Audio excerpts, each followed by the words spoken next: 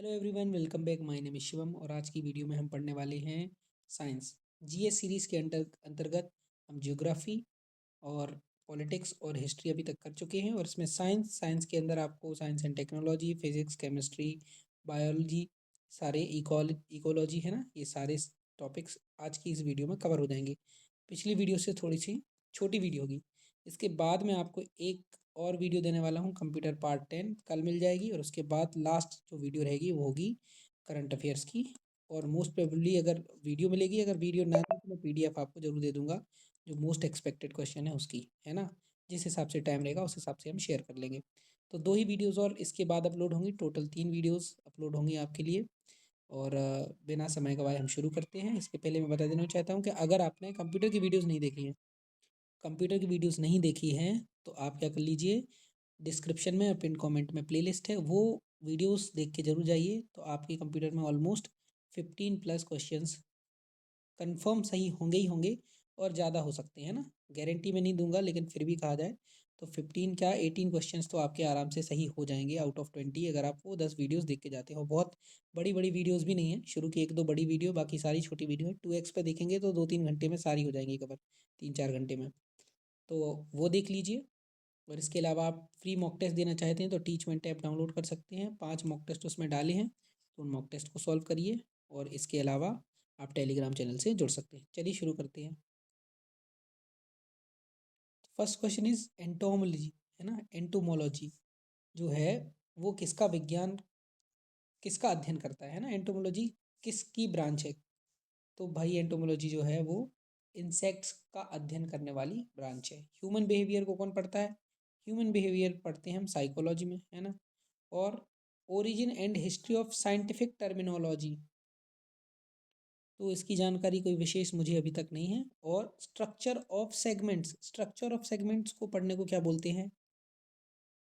तो ये मॉर्फोलॉजी का पार्ट है। मॉर्फोलॉजी तो नहीं है, सेगमेंटेशन बायोलॉजी कह सकते हैं इसको, लेकिन फिर भी मॉर्फोलॉजी का पार्ट कह सकते हैं हम, है ना। मॉर्फोलॉजी मतलब शरीर रचना विज्ञान। तो इसका सही आंसर है ऑप्शन नंबर बी। तो पेड़ों की जड़ों में रहने वाले कवक जहाँ वे आश्रय और पोषण साझा करते हैं, कौन सा संबंध कहलाता है? तो इसको बोलते हैं सिम्बायोटिक रिलेशनशिप। जहाँ फंगी और जो ट्रीज है ना, रूट्स ऑफ ट्रीज आपस में क्या करते हैं, शेल्टर न्यूट्रिशन को शेयर करते हैं, सिम्बायोटिक रिलेशनशिप कहलाती है। सिम्बायोटिक रिलेशनशिप में हमेशा क्या होता है, म्यूचुअल बेनिफिट होता है, दोनों को फायदा होता है जो एक दूसरे पर डिपेंडेंट है। पैरासाइट में तो एक दूसरे का नुकसान करता है ना, एक को नुकसान होता है और दूसरे को फायदा। ऑटोट्रॉपिक जो खुद से भोजन बनाते हैं ना, ट्रॉपिक, ऑटो मतलब स्वयं से अपना पोषण करते हैं, जैसे ट्रीज होते हैं। और सेप्रोफाइटिक मतलब जो सड़ी गली मृत चीज़ों से अपना पोषण प्राप्त करते हैं। नेक्स्ट क्वेश्चन है, cell is surrounded by a thin outer covering.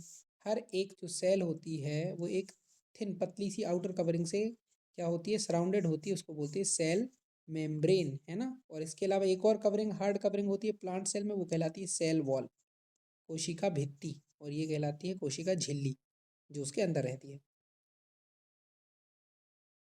Next question है, the nucleus of the cell, nucleus of the cell is surrounded by a jelly like substance, this substance is called. तो ये जो nucleus है इसको jelly like substance से क्या है, surrounded है ये न्यूक्लियस। उस जेली लाइक सब्सटेंस को क्या बोलते हैं? साइटोप्लाज्म, कोशिका द्रव्य बोलते हैं, है ना। नेक्स्ट क्वेश्चन है, which vitamin is considered as a hormone, मतलब कोई कौन सा विटामिन है जो हार्मोन भी है? तो इसका सही आंसर है विटामिन डी।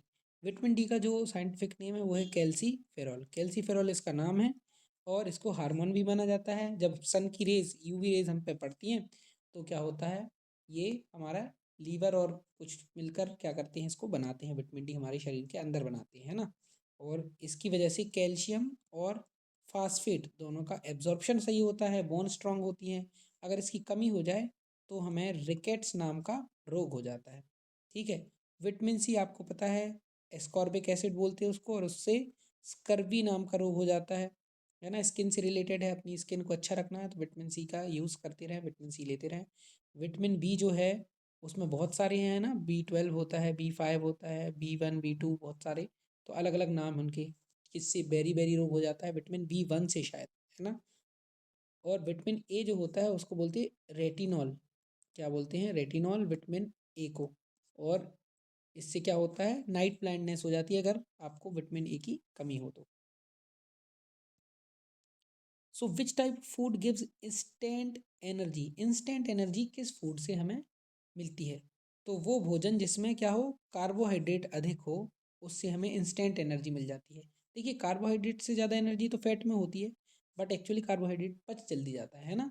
और कार्बोहाइड्रेट ये इंस्टेंट एनर्जी देते हैं। जब आपको चक्कर आते हैं तो ग्लूकोज पिला देते हैं, ग्लूकोज क्या है, उसमें कार्बोहाइड्रेट ही तो है ना। C6H12O6 मान लीजिए, ये क्या है, ये ग्लूकोज का फॉर्मूला है ना। ग्लूकोज और फ्रक्टोज का, गैलेक्टोज, तीनों का एक ही फॉर्मूला है।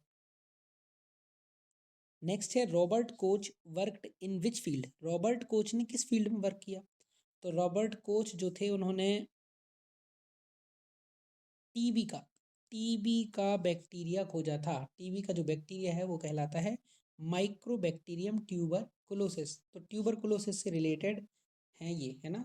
और इन्होंने है कोलेरा हैजा पे भी बहुत ज़्यादा शोध किया था। इन्हें बोलते हैं, किन्हें, रॉबर्ट कोच को, फादर ऑफ मॉडर्न बैक्टीरियोलॉजी, है ना। बैक्टीरियोलॉजी, आधुनिक सूक्ष्म जीव विज्ञान का जनक, बैक्टीरियोलॉजी। नेक्स्ट क्वेश्चन क्या कहता है, नेक्स्ट क्वेश्चन कहता है कि जो डेजर्ट प्लांट्स हैं उनमें फोटोसिंथेसिस कैसे होता है? तो आपको पता है डेजर्ट प्लांट्स में जो पत्तियां होती हैं, लीव्स, वो तो कांटे बन जाती हैं। तो फिर लीव्स के बाद कौन बचा? तना ही बचा, ये है ना। तना मतलब स्टेम, स्टेम ही क्या करता है फिर लीव्स की अनुपस्थिति में, अनुपस्थित तो नहीं होती वो, लेकिन आपको पता है कि लीव से वाष्पोत्सर्जन ज़्यादा होगा तो भाई जल का नुकसान ज़्यादा होगा, इसलिए वो कांटे बन जाती हैं। तो उनकी जगह पे उस स्टेम जो है वो क्या करता है, फोटोसिंथेसिस करता है। नेक्स्ट क्वेश्चन है what is found in collenchyma tissue, collenchyma tissue में क्या पाया जाता है? तो इसका सही आंसर है option number B, present below the epidermis in dicot plants. Dicot क्या होती है, द्विबीजपत्री, मतलब जिनके बीज दो हिस्सों में टूट जाए। जैसे गेहूं दो हिस्सों में नहीं टूटता, चावल नहीं टूटता, लेकिन आप मूंगफली देखोगे, मटर देखोगे तो वो दो हिस्से टूट जाते हैं, डाइकॉट कहलाते हैं ना। तो डाइकॉट प्लांट्स की एपिडर्मिस के नीचे, एपिडर्मिस मतलब ऊपर की स्किन, उसके जस्ट नीचे पाए जाते हैं, वो क्या होते हैं, डाइकोट प्लांट की एपिडर्मिस स्किन के नीचे पाए जाते हैं, वो होते हैं कोलेनकाइमा टिश्यू। कोलेनकाइमा टिश्यू का काम क्या होता है? कोलेनकाइमा टिश्यू का काम होता है प्लांट को मैकेनिकल सपोर्ट देना, मतलब खड़े किए हैं ना प्लांट, उसकी वजह से, उन टिश्यूज़ की वजह से ही।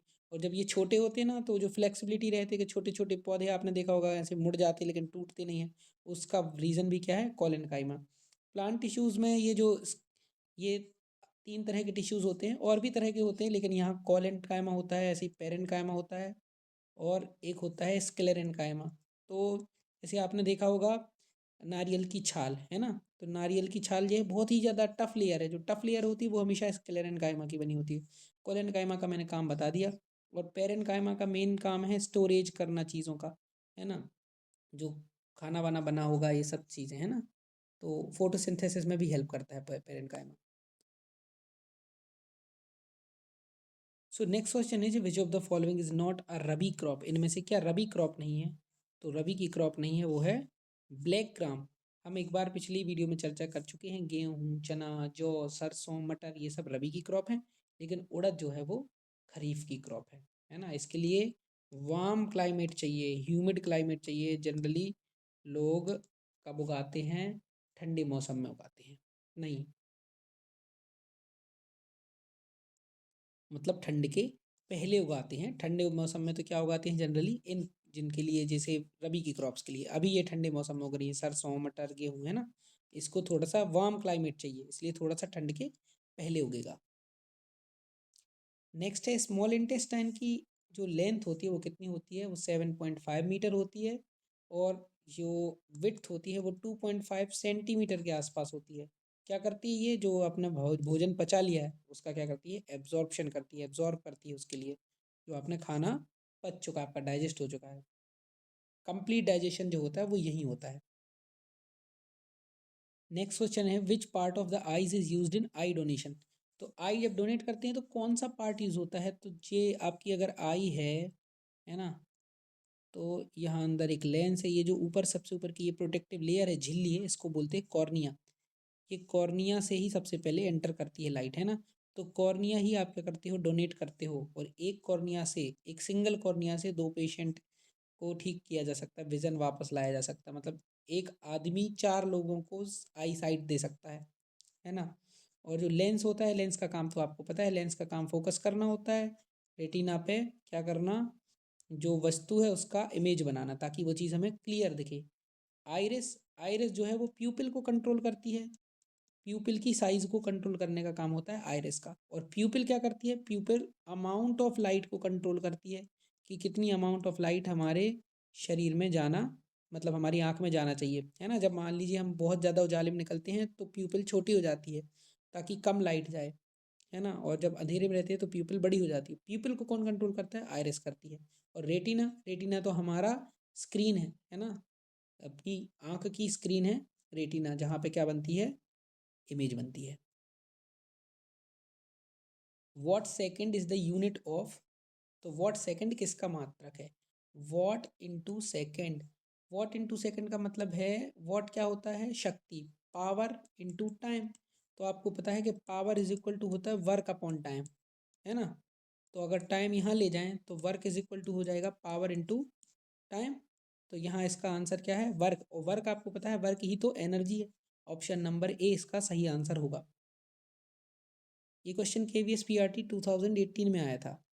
तो उस समय मैंने इसको जल्दबाजी में केवल वॉट पढ़ा था और बहुत जल्दी करके इसको पावर इसका आंसर लगा दिया था, है ना। उस टाइम पे ये पहला एग्ज़ाम था जो मैंने कभी दिया था। तो जब आप क्वेश्चन लगाएं तो कृपया उसको 2 बार पढ़ें कम से कम, है ना। जल्दबाजी में आंसर लगाने की जल्दी ना करें कि हाँ ये मुझे आता है तुरंत, है ना। इसको पूरा, किसी भी प्रश्न को पूरा पढ़ें, 2 बार पढ़ें। ऐसा नहीं होना चाहिए कि आपसे आता हुआ प्रश्न आपसे गलत हो जाए। नेक्स्ट है 36 किलोमीटर पर आवर क्या है, तो आपको पता है कि 36 किलोमीटर प्रति घंटे को आपको मीटर पर सेकंड में बदलना है। तो मीटर सेकंड, मीटर छोटा होता है तो छोटा नंबर ऊपर रख दो, बड़ा नीचे रख दो। अगर आपको बड़े में बदलना हो तो बड़ा ऊपर रख दो, तो ये बन जाएगा 10 मीटर पर सेकंड। नेक्स्ट क्वेश्चन है कि a person is sitting in the front seat of an open jeep moving with uniform velocity throws a ball vertically upward, after some time the ball will fall. तो कोई खुली jeep में आदमी simple uniform motion में चल रही है jeep, है ना, और आगे की सीट पर बैठा व्यक्ति ऊपर ऐसे बॉल को फेंक देता है। थोड़ी देर बाद गेंद कहाँ गिर गई। तो आपको पता है बॉल उसके हाथ में थी, जब वो उसको फेंकेगा तो जो उसकी क्षैतिज स्पीड होगी, वो क्षैतिज स्पीड भी बॉल ट्रेवल करेगी और ऊपर वाली भी। तो बॉल ऐसे जाएगी, जितनी उतनी स्पीड से जाएगी जितनी स्पीड से ये क्या चल रही थी, कार चल रही थी। लेकिन अब कार की स्पीड अगर चेंज हो गई तो फिर वो भाई, हो सकता है कार यहाँ हो जाए या यहाँ पहुँच जाए। लेकिन कार की स्पीड अगर चेंज नहीं हुई तो उस टाइम पे कार भी यहीं पहुँचेगी, तो उसके हाथ पे ही वो चीज़ गिरेगी। नेक्स्ट क्वेश्चन है कि एक बॉडी है जिसका मास 10 किलोग्राम है, वो एक वेलोसिटी 5 मीटर पर सेकंड से क्या हो रही है, मूव कर रही है। अगर वेलोसिटी 3 टाइम्स हो जाए तो जो काइनेटिक एनर्जी है वो कितना होगा। तो काइनेटिक एनर्जी क्या होता है, 1/2 m × v²। आपको पता है ना, तो मास चेंज हो रहा है उस चीज़ का, 1/2, ये सब तो कांस्टेंट है, केवल वेलोसिटी चेंज हो रही। तो पहले v² होना था, अब 3v² हो जाएगा, क्योंकि 3 टाइम्स हो गई। 3v² कितना हो जाएगा, 9v²। और पहले कितना था, v², यहाँ आ जाएगा 9। तो पहले 1 थी समझो, तो अब कितनी हो गई, 9 हो गई। 9 हो गई, लेकिन पूछा है कि चेंज कितना होगा। चेंज तो होगा, कितना चेंज होगा, 800%। तो इसमें ऑप्शन में भले ही नहीं दिया है, लेकिन इसका सही आंसर होगा 800%। ये पेपर में आया था 2018 के, है ना। इसका मैंने 900 लगाया था, क्योंकि मैंने ध्यान नहीं दिया था कि परिवर्तन पूछा नहीं है। मैंने जस्ट ये देखा कि यार 1 से 9 हो गया, मतलब 900, लेकिन आंसर होना चाहिए 800। तो how many dynes are there in 1 gram weight, 1 gram weight में कितनी डाइन होते हैं। तो वेट क्या होता है, वेट आपको पता है m × g। तो m की वैल्यू रखना है ग्राम में, तो ग्राम रख दी हमने, है ना। और डाइन, अब आपको पता है जी ग्राम, ये क्या है, जी, जी क्या है आपका, गुरुत्वीय त्वरण है ना, ग्रेविटेशनल एक्सेलरेशन है। तो इसकी वैल्यू कितनी होती है, इसकी वैल्यू होती है कुछ 9.8 मीटर पर सेकंड, है ना। तो इसको इसको अपन 1 ही रखेंगे, ग्राम को 1। लेकिन जो हमारा CGS सिस्टम है, सेंटीमीटर, ग्राम और सेकंड। CGS सेंटीमीटर में डायन आता है, CGS सिस्टम में डायन जो होता है वो मापने की इकाई होती है किसको, भार को, है ना, फोर्स को। फोर्स का न्यूटन और न्यूटन से बना डायन, है ना। CGS में डायन हो गया। तो डायन में जो जी की वैल्यू होती है वो होती है 981 जो है वो सेंटीमीटर पर सेकंड स्क्वायर। तो यहाँ जो हमें वो 981 से मल्टीप्लाई करना पड़ेगा, तो वही आंसर आ जाएगा ऑप्शन नंबर सी। याद रख लीजिएगा, इतना मुश्किल नहीं है। नेक्स्ट क्वेश्चन है मिराज क्या है, मतलब मृग तृष्णा क्या है। तो देखिए ये एक तरह से टोटल इंटरनल रिफ्लेक्शन का एक उदाहरण है। टोटल इंटरनल रिफ्लेक्शन मतलब पूर्ण आंतरिक परावर्तन। अब समझते हैं पूर्ण आंतरिक परावर्तन क्या होता है। तो अपवर्तन का एक नियम होता है कि जब वो कोई किरण है ना, कोई रे जो है, अगर वो रेयर मीडियम से डेंसर मीडियम में जा रही है ना, मतलब विरल माध्यम से सघन माध्यम में, तो क्या होगा, वो इस नॉर्मल की ओर झुक जाएगी। क्यों, स्पीड कम होगी इसलिए झुक जाएगी। लेकिन अगर इसका उल्टा हो गया, डेंसर से रेयर की ओर जा रही होगी, तो उसकी स्पीड क्या हो जाएगी, बढ़ जाएगी। तो ये दूर जाएगी इस नॉर्मल से, है ना, नॉर्मल से दूर जाएगी। नॉर्मल बोलेगा ओए सरक सरक उधर सरक, है ना, तो दूर जाने लगेगी। अब होगा क्या कि इसी कंडीशन का एग्जांपल है टोटल इंटरनल रिफ्लेक्शन। कैसे, अब क्या होगा, ये एंगल जैसे जैसे हम कम करते जाएंगे वैसे ही ये जो दूर होता जाएगी, है ना, ये दूर होते होते एक क्षण आएगा जब ये बिल्कुल इसके साथ हो जाएगी। इस एंगल को बोलते हैं क्रिटिकल एंगल, क्रांतिक कोण। अगर क्रांतिक कोण से और नीचे हमारी इंसिडेंट रे मतलब आपतित किरण हुई, तो अब ये क्या होगा, अपवर्तित ना होके उसी माध्यम में वापस लौट जाएगी। इसी घटना को बोलते हैं पूर्ण आंतरिक परावर्तन, टोटल इंटरनल रिफ्लेक्शन। और इसी की वजह से मृग मरीचिका, मृग तृष्णा होती है। ये एक ऑप्टिकल इल्यूजन है। एक क्वेश्चन की और चर्चा कर लेते हैं कि जो एवेपोरेशन होता है, एवेपोरेशन पे किस किस का फर्क पड़ता है। तो एवेपोरेशन मतलब कहलाता वाष्पीकरण। तो तीन चार चीज़ें हैं। एक तो समझ लीजिए टेम्परेचर, एक समझ लीजिए एयर स्पीड या विंड स्पीड, है ना, और एक हो गया ह्यूमिडिटी, और एक हो गया सरफेस एरिया, है ना, सरफेस एरिया। अब समझिए आप अपने कपड़े सुखा रहे हैं, टेम्परेचर ज़्यादा होगा मतलब गर्मी ज़्यादा है तो एवेपोरेशन जल्दी होगा, कपड़े जल्दी सूखेंगे, मतलब टेम्परेचर बढ़ा एवेपोरेशन बढ़ा। हवा में अगर आप कपड़े डाल देते जल्दी सूख जाते हैं, है ना, पंखे के नीचे, मतलब एयर स्पीड बढ़ी एवेपोरेशन बढ़ा। सरफेस एरिया अगर फैला के डालोगे कपड़े तो जल्दी सूखेंगे, ऐसे ऐसे कुता के डाल दोगे तो नहीं सूखेंगे, है ना, मतलब सरफेस एरिया बढ़ा तो एवेपोरेशन भी बढ़ा। लेकिन ह्यूमिडिटी, ह्यूमिडिटी मतलब होता है एयर में नमी की मात्रा। एयर में जब पहले से ही नमी होगी तो वो तुम्हारी नमी क्यों लेगी, है ना। तो इसका मतलब ह्यूमिडिटी ज़्यादा तो एवेपोरेशन स्लो। तो इस तरह से इन चीज़ों को याद रखिएगा। आगे बढ़ते हैं। नेक्स्ट क्वेश्चन कहता है कि जो बिजली के बल्ब का फिलामेंट होता है वो किससे बनता है। तो वो बनता है टंगस्टन से। ठीक है, टंगस्टन एक ऐसी धातु है जिसका जो मेल्टिंग पॉइंट है वो है 3140 डिग्री सेल्सियस। इसलिए ये क्या है, ये हीट एनर्जी को लाइट एनर्जी में चेंज करता है ना। तो इसलिए ये वाली धातु हमारे लिए अच्छी है।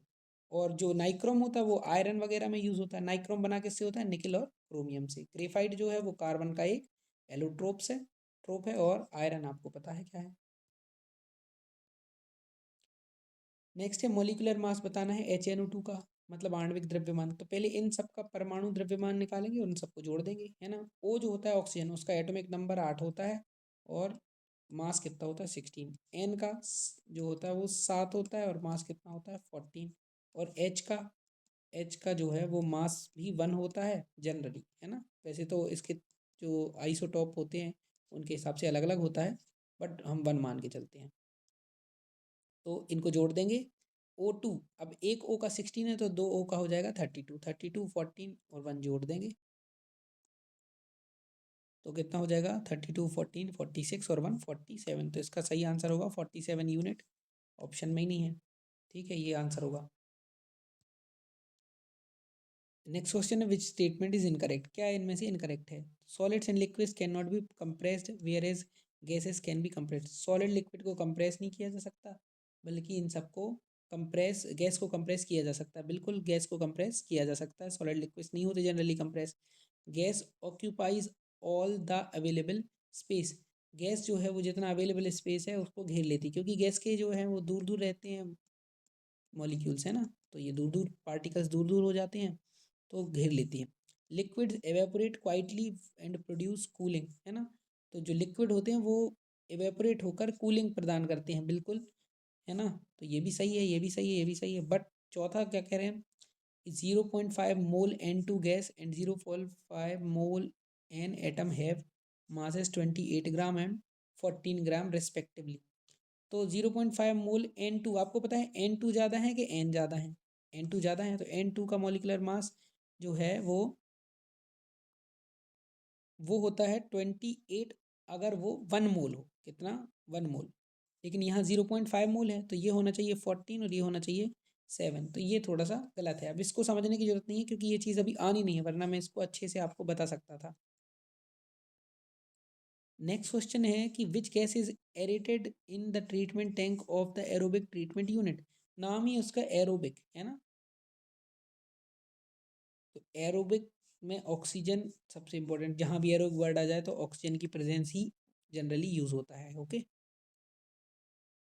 नेक्स्ट है ऑक्जेलिक एसिड। तो ऑक्जेलिक एसिड जो होता है वो स्पिनच, पालक में मौजूद होता है, पालक में होता है, गोभी में होता है, टोमेटो में होता है ना। ये ऑक्जेलिक एसिड। लेमन में तो सिट्रिक एसिड होता है। आंवला, आंवले में होता है, वैसे तो इसमें सिट्रिक भी होता है बट एक कोई दूसरा एसिड भी होता है, उसका नाम मुझे याद इस समय नहीं आ रहा। मिल्क ऑफ मैग्नीशिया, ये तो Mg होल्ट वाइज OH है, ये तो एक बेस है, एसिड ही नहीं है ना। तो एंट एसिड का काम करता है, कई बार क्वेश्चन आ जाता है ना, जब आपको एसिडिटी हो जाती है तो आप इनो वगैरह लेते हैं ना, ये माइल्ड बेस है मिल्क ऑफ मैग्नीशिया। तो इसका सही आंसर ऑप्शन नंबर ए है।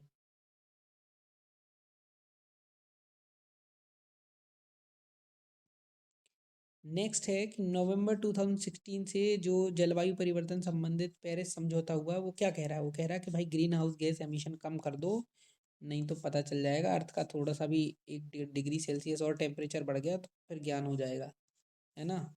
तो ऑप्शन नंबर ए।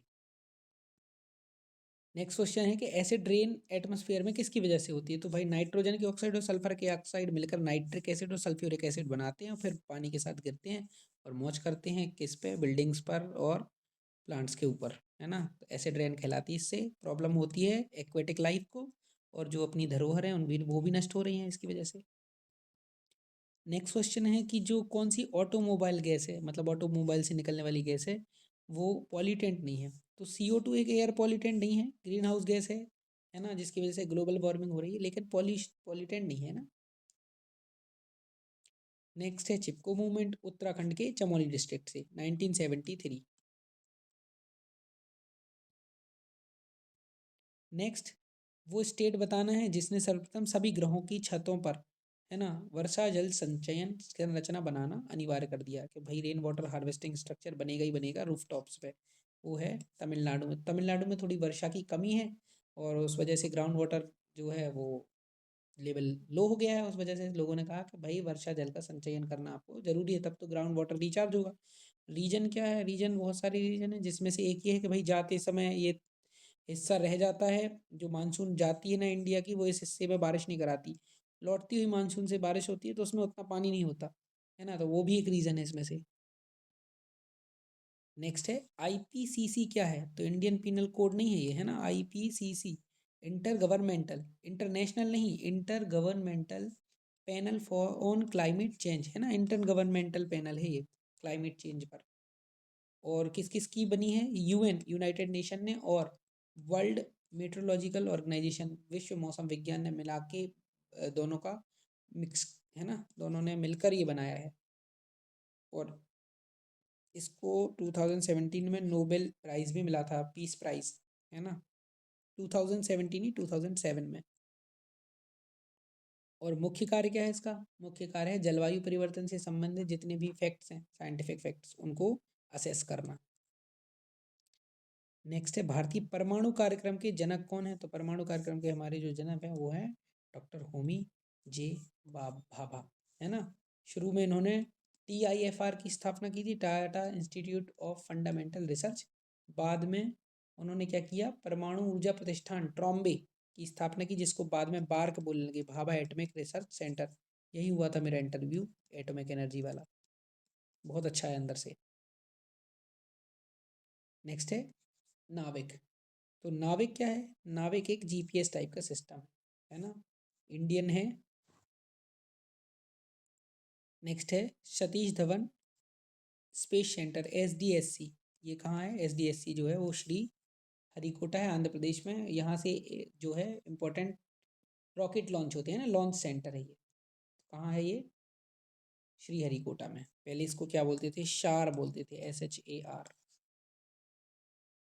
और अभी इसको सतीश धवन जी के सम्मान में ये नाम रख दिया गया। ओके, तो आज की वीडियो यहीं समाप्त होती है। इसमें बहुत ज़्यादा प्रश्न नहीं थे, और कहा जाए तो साइंस को इतनी जल्दी कवर भी नहीं किया जा सकता है। बहुत सारा उसमें वास्ट है, बहुत सारी टॉपिक्स हैं जो कि हम सब कवर नहीं कर पाए, लेकिन फिर भी इस तरह के प्रश्न हो सकता है कुछ रिपीट हो जाए, और इतने कम समय में इतना ही कवर किया जा सकता है। तो आज की वीडियो में बस इतना ही। धन्यवाद, आपका दिन शुभ हो।